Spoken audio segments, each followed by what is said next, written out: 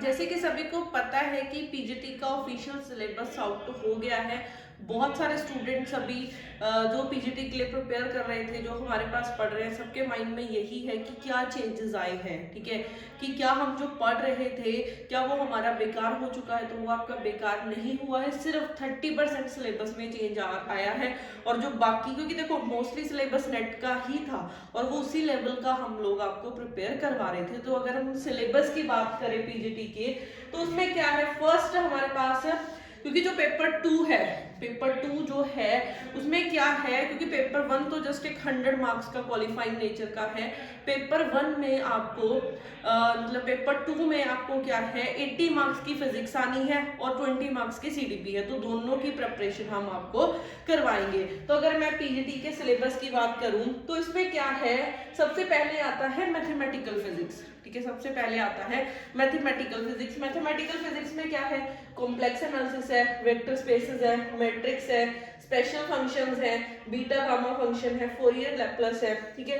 तो यही वाले ग्रीन फंक्शन है, तो ये ऑलरेडी आप कर चुके हो। तो आप पेपर को, सिलेबस को देख के क्यों सब बच्चे घबरा रहे हो कि क्या सिलेबस डाल दिया, तो जो एक्सपेक्टेड था वही सिलेबस है। कोई एक आधा टॉपिक है वो ऐड ऑन हुआ है और कुछ भी नहीं है। तो ये सारे टॉपिक्स आप लोग ऑलरेडी करते हैं, ठीक है।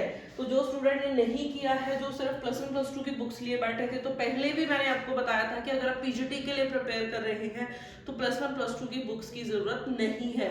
आपको अप टू मास्टर्स लेवल तक पढ़ना पड़ेगा, ठीक है, बीएससी और मास्टर्स लेवल तक पढ़ना पड़ेगा। जस्ट चेंज पीजीटी के सिलेबस में सिर्फ इतना आया है कि पहले हम लोग आपको ग्रेजुएशन और मास्टर्स दोनों पढ़ा रहे थे, अभी ग्रेजुएशन कट कर दिया गया, टोटली क्या आया, मास्टर्स लेवल रखा है, सिर्फ इतना चेंज आया है। तो अब यहाँ पे, ठीक है, मैथमेटिकल के आपको बता दिए। उसके बाद है क्लासिकल। क्लासिकल में क्या है, फर्स्ट चैप्टर आता है mechanics of system of particles वाला, जिसमें कॉन्स्ट्रेंट्स, लैग्रेंजियन, ठीक है, लैग्रेंजियन आ जाता है, जनरलाइज्ड कोऑर्डिनेट्स, ये सब चीजें आ जाती हैं। फिर उसके बाद लैग्रेंजियन आ जाएगा, ठीक है, उसमें कुछ स्टैंडर्ड प्रॉब्लम्स होती हैं, वो सारी डिस्कस होंगी। फिर उसके बाद हैमिल्टन आ जाएगा, L2H कन्वर्जन, ये सब कुछ इसी में आ जाएगा, इसकी प्रॉब्लम्स आ जाएंगी। फिर उसके बाद कैनोनिकल ट्रांसफॉर्मेशन, ये भी बहुत इंपॉर्टेंट है, कैनोनिकल ट्रांसफॉर्मेशन आ जाएगा। फिर उसके बाद इसी में पॉइजन ब्रैकेट, जनरेटिंग फंक्शन, ठीक है, कंडीशन फॉर कैनोनिकल ट्रांसफॉर्मेशन, ये सब कुछ इसी में इंक्लूड हो जाएगा। फिर उसके बाद आ जाएगा आपके पास हैमिल्टन जैकोबी इक्वेशन आ जाएगा। फिर उसके बाद रिजिड बॉडी वाला आ जाएगा। फिर आ जाएगा स्मॉल ऑसिलेशन, ठीक है। तो ये है क्लासिकल, तो इसमें कोई चेंज नहीं हुआ, बट एक चीज है जो स्पेशल थ्योरी ऑफ रिलेटिविटी है, वो यहाँ पे देखने में लग रही है वो कट कर दी गई है, बट वो कट नहीं हुई है, वो जाके इलेक्ट्रोडायनामिक्स में आ जाएगी, ठीक है। तो कट कुछ भी नहीं हुआ है। अब उसके बाद नेक्स्ट थर्ड, इलेक्ट्रॉनिक्स पे चेंज आया है, ठीक है। बच्चे पूछते हैं ना, इलेक्ट्रॉनिक्स में चेंज आया है कि जो बीएससी में हम लोग जैसे इलेक्ट्रॉनिक्स है उसको हम दो पार्ट्स में डिवाइड कर देते हैं, एक एनालॉग होता है, एक डिजिटल होता है। एनालॉग में जो सेमीकंडक्टर्स होते हैं, इसकी एप्लीकेशंस हैं clipper, clamper, half wave rectifier, full wave rectifier, या फिर जीनर डायोड है, या फिर ट्रांजिस्टर्स हैं, एफईटीज, ये सब कुछ हटा दिया गया है। इसमें सिर्फ एक टॉपिक रखा है, वो है ऑपरेशनल एम्पलीफायर, ये वाला टॉपिक है, ठीक है। और फिर उसके बाद अगर मैं डिजिटल में बात करूँ, उसमें सब कुछ पढ़ना पड़ेगा, ठीक है, फ्लिप फ्लॉप हो गए। अब यहाँ पे देखो बुलियन अलजेब्रा कहीं पे भी मेंशन नहीं होता, ठीक है, बुलियन अलजेब्रा कहीं पे भी मेंशन नहीं होता कि ये आपको करना है, क्योंकि अगर बुलियन अलजेब्रा नहीं आता, के आपसे सॉल्व करना नहीं आता, फिर आप फ्लिप फ्लॉप कैसे करोगे। तो वो तो बेसिक टॉपिक है, वो तो करना ही है। तो इसमें फ्लिप फ्लॉप आ जाएंगे, 4 तरह के होते हैं, वही एस आर हमारे पास डी, के और जे के फ्लिप फ्लॉप। फिर उसके बाद इसी की आगे एप्लीकेशंस है, जैसे रजिस्टर्स हैं, synchronous, asynchronous counter, cascade counter, A to D converter, D to A converter, ये सब कुछ इसकी एप्लीकेशंस हो जाएंगी। अब इसमें इन्होंने बीएससी वाला पार्ट हटा के एक कम्युनिकेशन, मॉड्यूलेशन, डीमॉड्यूलेशन ऐड कर दिया गया है। ये पार्ट है जो इसमें ऐड ऑन हुआ है, ठीक है। तो ये इलेक्ट्रॉनिक्स का सिलेबस है। उसके बाद हम बात करते हैं एटॉमिक एंड मॉलिक्यूलर, इसमें भी कोई चेंज देखने को नहीं मिला है। सबसे पहले स्पेक्ट्रा ऑफ एल्कली मेटल्स पढ़ते हैं, ठीक है, उसमें फिर कपलिंग स्कीम आ जाती है, टर्म सिंबल निकालना, ये सब कुछ आ जाएगा। फिर हाइपरफाइन स्ट्रक्चर, जीमन इफेक्ट, उसमें आगे टाइप्स होती हैं, नॉर्मल और अनॉमलस, ठीक है। फिर उसके बाद type of molecular energy state, इसमें रोटेशनल, वाइब्रेशनल, रमन स्पेक्ट्रा सारे के सारे कवर हो जाएंगे। तो इसके सिलेबस में कोई भी चेंज नहीं है। उसके बाद क्वांटम पे बात करते हैं। क्वांटम में भी कोई चेंज देखने को नहीं मिला है। इसमें क्या है, सबसे पहले आ जाता है journey from classical to quantum mechanics, सब चीजें कवर अप हो जाएगी।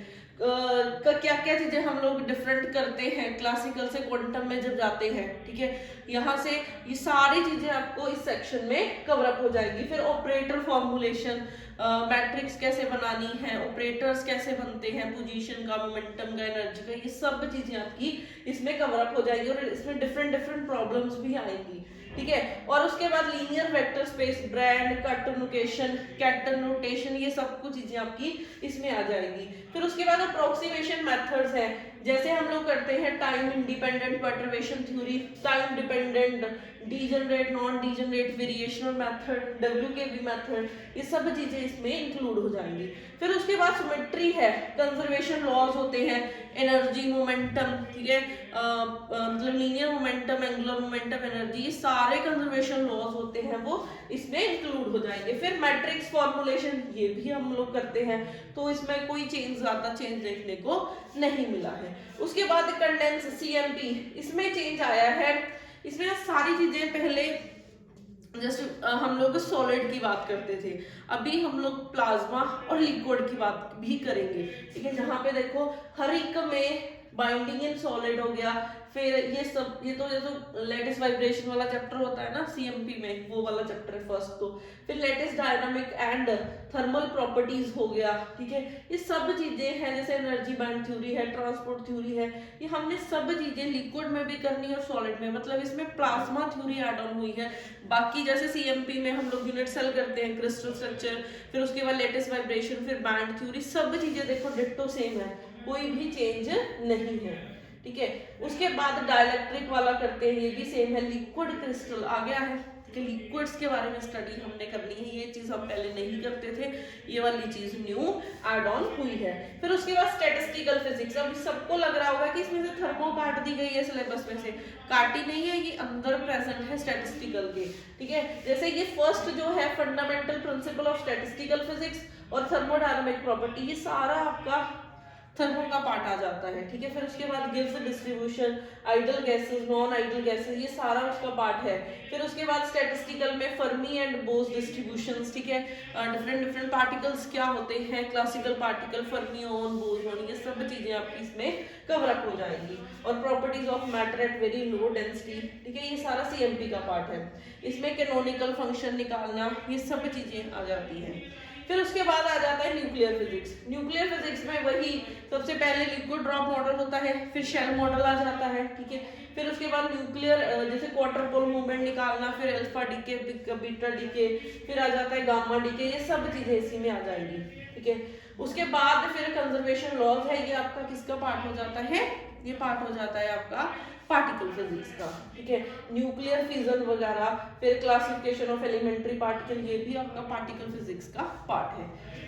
उसके बाद 9th आ जाता है electromagnetic theory and electrodynamics, ED की बात करते हैं, इसमें भी कोई चेंज नहीं है। इसमें मैक्सवेल इक्वेशन है, scalar and vector potential, Poynting theorem, wave equation, जो सारा MSc में करते हैं, power radiated by accelerated charge particle, ये सब आपको क्लास में करवाया है। वेव गाइड्स, ये सब चीजें हमने क्लास में की हैं। तो इसमें जो बेसिक BSc वाला पार्ट है कट कर दिया गया, सिर्फ MSc वाला रखा है। बट यहाँ पे चीज है कि अगर BSc नहीं आती तो MSc कैसे करोगे, तो एट द एंड तो हमें दोनों ही चीजें कवर अप करनी पड़ेगी, ठीक है। उसके बाद 10th आ जाता है material science and nano technology. ये 10th और 11th यूनिट ऐसी हैं जो हम लोग MSc में करते हैं, ठीक है, ये नेट के सिलेबस में नहीं होती है, material science and nano technology, और इसमें से आपको थ्योरेटिकल क्वेश्चन ही देखने को मिलेंगे। तो ये हमारा सब्जेक्ट है जो न्यू आया है, बट इसमें है कुछ भी नहीं। इसमें आपको मैग्नेटिज्म, CMP में से मैग्नेटिज्म हटाया, इधर इसको पूरा डिटेल में कर दिया कि इसमें फेस ट्रांजिशन कैसे होती है, पूरी डिटेलिंग है मैग्नेटिज्म की, ठीक है।